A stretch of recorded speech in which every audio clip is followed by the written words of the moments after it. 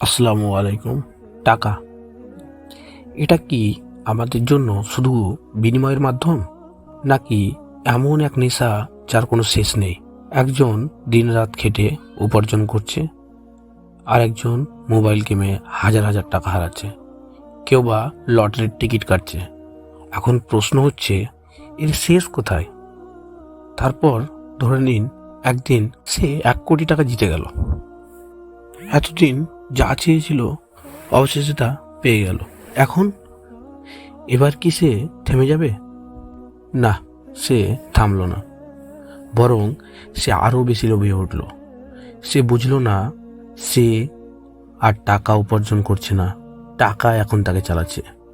রাসূলুল্লাহ সাল্লাল্লাহু আলাইহি সাল্লাম বলেছেন, আদম সন্তানের যদি 1 উপত্যকা পরিমাণ স্বর্ণ থাকে, তবে সে আরেকটি চাইবে। তার পেট মাটি ছাড়া আর কিছুতেই পূর্ণ হবে না। সহিহ বুখারী 6436। প্রিয় ভাই বোনেরা, যদি এই ভিডিও আপনাকে ভাবতে বাধ্য করে, তাহলে একটা লাইক আর সাবস্ক্রাইব দিয়ে সাপোর্ট করুন। এরকম আরও বাস্তব জীবন থেকে নেওয়া ইসলামিক ভিডিও পেতে আমাদের চ্যানেল ফলো করুন। এখন শুনুন সবচেয়ে ভয়ঙ্কর ব্যাপারটা। যুবক আয়নার সামনে বসে আছে, চোখে ঘুম নেই, চেহারা ক্লান্ত। আয়নার ভিতর থেকে যেন অন্য কেউ তাকিয়ে আছে আর ভাবছে আরো টাকা পেলে হয়তো সুখ আসবে। তাই সে আরো দৌড়ায়, আরো টাকা, আরো বিলাসিতা। কিন্তু তারপর হঠাৎ সব শেষ। হাসপাতালের বেডে শুয়ে আছে যুবক। ডাক্তার বলছে স্ট্রেসের কারণে শরীর ভেঙে গেছে, চারপাশ অন্ধকার। তার চোখ বন্ধ হয়ে আসছে, মাথার ভিতর পুরানো স্মৃতি ফ্ল্যাশব্যাকের মতো আসছে। শৈশবের নির্বাপন সময়, মায়ের হাসি মুখ, মসজিদে নামাজ পড়ার মুহূর্ত। তারপর সব অন্ধকার। শেষ মুহূর্তে সে বুঝতে পারল সত্যিকারের সুখ কখনো টাকায় ছিল না।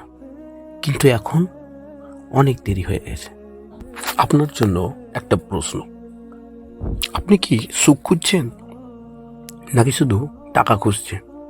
ধরুন একজন বৃদ্ধ যার ছেলেরা বিদেশে থাকে, অনেক টাকা, কিন্তু রুমে একা বসে আছে। অন্যদিকে একজন সাধারণ মানুষ তার পরিবারের সঙ্গে হাসি মুখে বসে আছে। সুখ আসে না বেশি টাকা থেকে, সুখ আসে তৃপ্তি থেকে, শুকরিয়া থেকে। তাই তো আল্লাহ তাআলা বলেছেন, যে ব্যক্তি আল্লাহকে ভয় করে, আল্লাহ তার জন্য মুক্তির পথ বের করে দেবেন এবং তাকে এমন উৎস থেকে রিজিক দেবেন যা সে কল্পনাও করতে পারবে না। সূরা আত-তালাক 3 নম্বর আয়াত।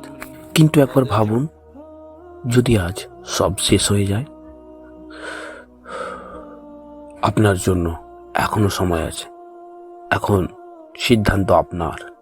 টাকা কি আপনার জন্য শুধু একটি বিনিময়ের মাধ্যম, নাকি এটি আপনাকে ধীরে ধীরে গ্রাস করছে? আপনি কি নেশার শিকার হতে চান, নাকি প্রকৃত সুখ খুঁজতে চান? কমেন্টে অবশ্যই লিখে জানাবেন।